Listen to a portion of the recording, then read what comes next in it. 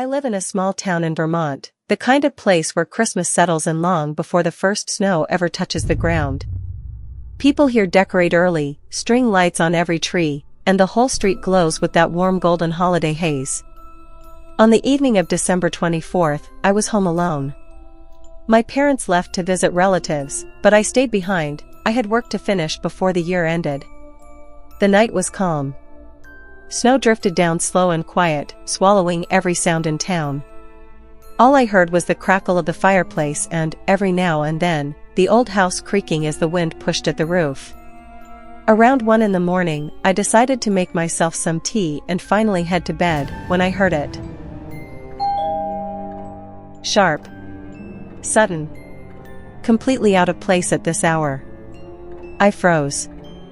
This town is tiny, and there's an unspoken rule: after 10, nobody knocks or rings without a reason. At first, I thought I imagined it. But a few seconds later. Longer this time. Almost insistent. I walked to the window and tugged the curtain just enough to see the porch, wooden, dusted with fresh snow. And there was no one. No footprints. No shadows. Just the untouched blanket of snow falling in thick, heavy flakes. A cold shiver slid down my spine.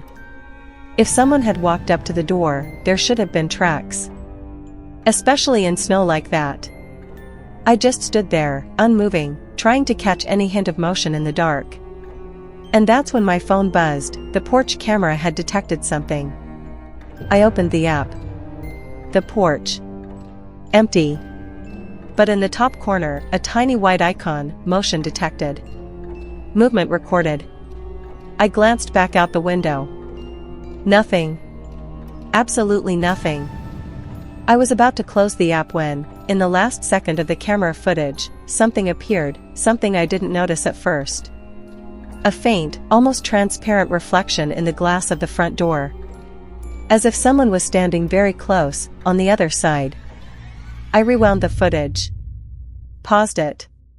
Played it again. That reflection was so faint it could have easily passed for a shimmer from the Christmas lights. But the longer I stared, the clearer it became. That wasn't light. It was the shape of shoulders and a head.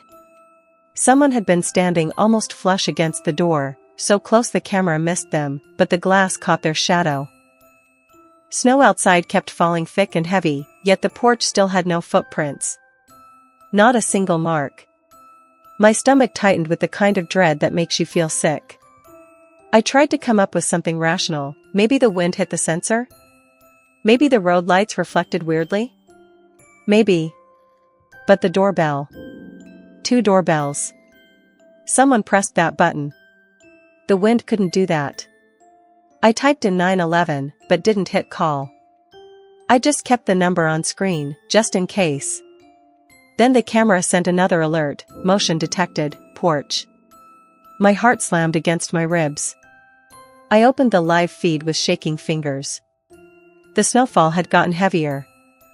The porch, still empty. But this time, I heard something. A creak. Soft. Like wood shifting under weight. The camera's microphone had a slight delay, but it was unmistakable. Something was walking across my porch.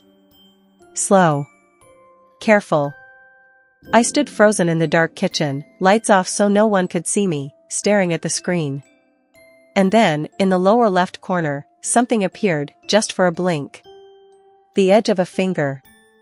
Not fully.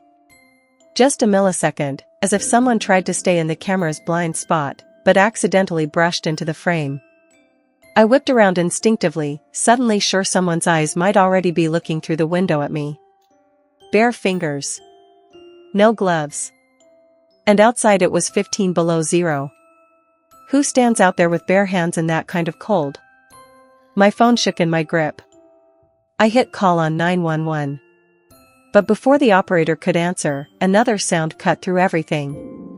A knock at the door. Not the bell this time. 3 slow, cold strikes. Thud, thud, thud. The sound crawled under my skin. I almost dropped the phone. Someone was right there. I stepped toward the door, not close, just within a meter, and listened. After those 3 knocks, silence settled in. Only the snow tapping softly against the steps. I was about to back away when I heard it. Breathing. Quiet. Thin. But right on the other side of the door. And then someone whispered, "I know you're in there." I thought I was about to collapse. That whisper was so close I could almost feel the warmth, or rather, the cold, of someone's breath seeping through the wood. I stood there, barely daring to breathe, waiting for whatever came next. And the silence was worse than any sound could have ever been. I forced myself to glance toward the narrow window beside the door. The curtain there was slightly pulled back, and through the thin gap I saw nothing but snow. Heavy, rushing sheets of it, falling as if it wanted to hide everything alive. I stepped back, pressing against the kitchen counter. My phone buzzed again, another camera alert. Motion detected. I opened the stream. At first, the porch was empty again. But after a second, the camera picked up something, the sound of someone stepping away from my door. Heavy footsteps creaking down the wooden stairs. And then, a silhouette. Barely visible through the blizzard, but unmistakable, those broad shoulders, that dark shape moving like something trying not to be seen, trying not to leave tracks. But this time, it did leave them. And that's when the truth hit me. When it first approached, the snow had been falling so heavily that it erased its footprints in seconds. That's why I saw nothing earlier. I watched the figure walk slowly down the sidewalk, until the icy fog near the road swallowed it whole. I didn't know why it chose my house. Why it stopped. Why it left. Or how it knew I was there. The patrol arrived 20 minutes later, by the time I could speak properly. They checked around the house, swept their flashlights across the porch. Then one of them walked up to me and said, "We found something under your door." I expected a package. Maybe a note. But when they handed it to me, something in my chest twisted. A small red glove. A child's. Frozen stiff, soaked through, and darkened on the inside, as if held by cracked, filthy hands, or as if it had been lying in the snow for weeks. Under the glove was a tiny slip of paper. On it, in a single neat line, was written, "Maybe next year you'll open the door." Perfect handwriting. Clean strokes. But that glove was definitely not from someone with clean hands. I never found out who it was. Police checked every neighbor's camera, no figure recorded arriving, and none leaving. Just, nothing. The only thing I know for sure is this: it wasn't random. He knew my house. Knew I was alone. And knew exactly when to come back. Since that night, I never spent Christmas Eve alone. And every year, when the snow starts falling heavier than usual, I can't help but wonder, what if this time he doesn't knock? What if he just comes in?